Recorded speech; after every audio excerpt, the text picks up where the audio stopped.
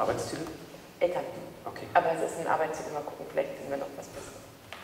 Frau Poll, was ich Ihnen vorher auch nicht gesagt habe, zum Ende der Schlussgespräche kommen immer die 5 Halbsätze. Das heißt, Okay. wir geben Ihnen 5 Halbsätze vor, die Sie bitte beenden, indem Sie ein Komma setzen und einen Halb- oder Hauptsatz oder Infinitivsatz beenden.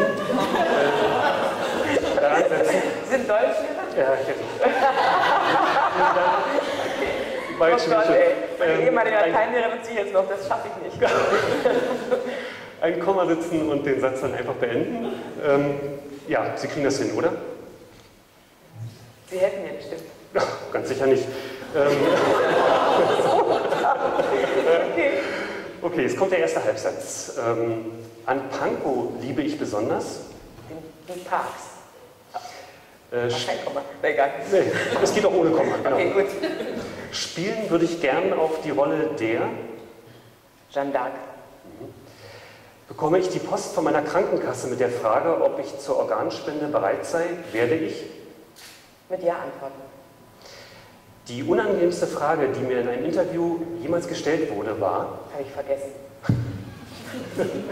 Wenn ich in eine Zeitmaschine steigen könnte, würde ich reisen in das Jahr. 1923. Warum in dieses Jahr? Ich weiß nicht.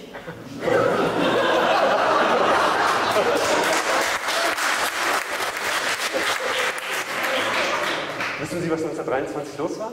Ich glaube, war das jetzt Daten? War das nicht schon der erste Putsch? Das war das größte Krisenjahr der Weimarer Republik. Also Ja. Inflation. Genau richtig. Das haben Sie jetzt einfach nur so gesagt. Nee, ich glaube schon so ein bisschen unterbewusst wird schon was mitschwingen, vielleicht. Das Krisenhafte. Krisenhafte. Eine aufregende Zeit gewesen damals. Ja. Meine Damen und Herren, das war das Schlussgespräch mit Christiane Paul. Ich bedanke mich für Ihre Aufmerksamkeit.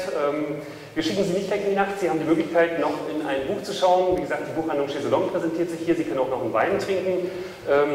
Ja, ansonsten kommen Sie gut nach Hause und ich würde mich freuen, wenn Sie wiederkommen.